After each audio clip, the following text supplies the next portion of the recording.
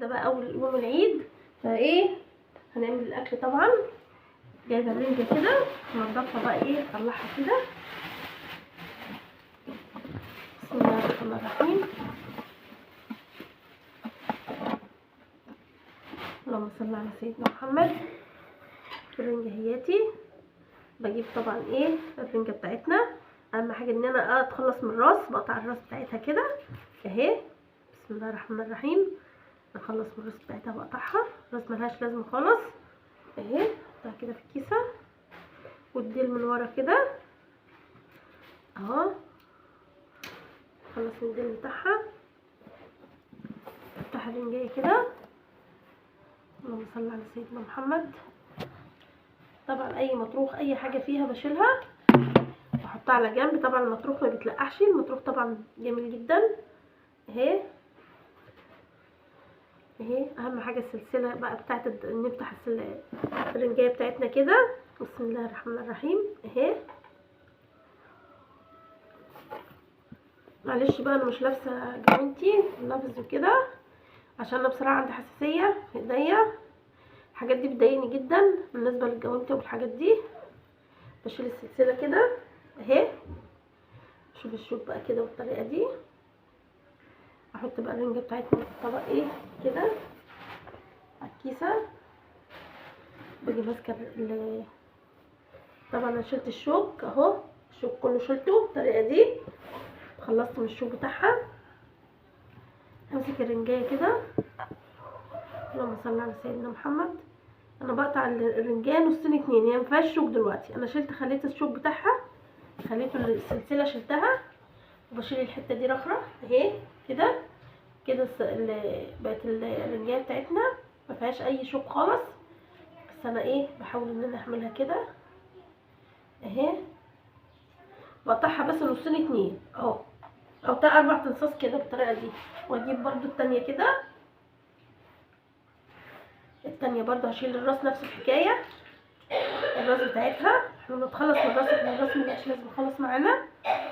نيجي ماسكين الرنجايه كده فاتحينها نفس الحكايه برضو اهي. فاتحينها كده، شايلين الديل بتاعها. الديل اهم حاجه نتخلص منه، والراس ملهاش لازمه طبعا. الراس والديل ملوش لازمه خالص.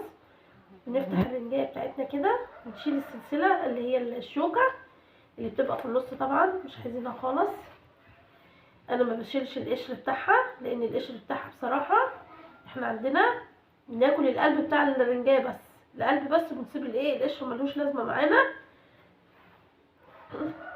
يعني انا عندي عيالي ما بيحبوش ان انا ايه، يعني في ناس كتيره بتشيل القشر بتاع الرنجايه كده بنشيلها، وبتشيل معانا بسهوله كل حاجه اهو اهو اهو. بتشيل معانا بسهوله خالص. بس انا مش عارفه ليه عيالي بيحبوا القشر اللي هو بتاع الرنجه ده، ما خلونيش اشيله اهو. بيخلوني بيقولوا لي يا ماما احنا عايزينه.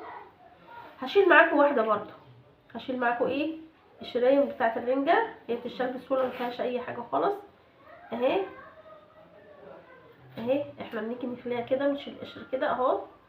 بس لان العيال بتحب القشر بتاع الرنجه، معرفش ليه عندي، يقولوا لي يا ماما ما تشيليش القشر، احنا عايزين القشر مع ان بيتشال بسهوله وكل حاجه. بس هما مش عارفه بيحبوا القشر بتاع الرنجه، معرفش ليه اهو. شايفين ما شاء الله طلعت خالص اهي اهي. القشره طلعت ما شاء الله اهي، طلعت بكل سهوله اهي ما شاء الله اهي. احنا بقى لو في حاجه عكست معانا ولا حاجه بنعمل كده بالسكينه فبتطلع معانا بسهوله اهي اهي. في حته قشره بسيطه خالص. وانا عيالي بيحبوا القشر بتاع الرنجه جدا، يعني انا المفروض ما اشيلهوش لان هما بيحبوا القشره بتاعت الرنجه جدا جدا جدا. انا شلت معاكم حته طبعا وحدايه من القشره طبعا عشان ما اطولش عليكم الفيديو. انا طبعا بقيت الرنجه هكملها بقى، هعملها كده بالطريقه دي كلها. انا ما بشوهاش الرنجه، ما بشوهاش يا حبايبي، لاني انا بصراحه الرنجه العيال ما بيحبوش، ان انا عندي عيال ما بيحبوهاش تشوي. لو اتشوت بتملح اكتر، بتزيد الملوحه فيها. هي دلوقتي من غير يعني ما فيهاش، مش مالحه عادبه. فانا بعمل ايه معاها، بجيب القطه كده معايا ليمونتين 2. برضو الليمون مهم في الرنجة، بنحط الليمون كده. اما بنيجي ناكل الرنجة بنعصر الليمون على الرنجة، يعني انا هحطه كده دلوقتي. اما نيجي ناكل فبنعصر ايه، فبنعصر الليمون لما بنيجي ناكل على الرنجة. فبجيب ايه طماطم كده، قوطة طماطم عليها اهو. العيال بتحب الطماطم قوي مع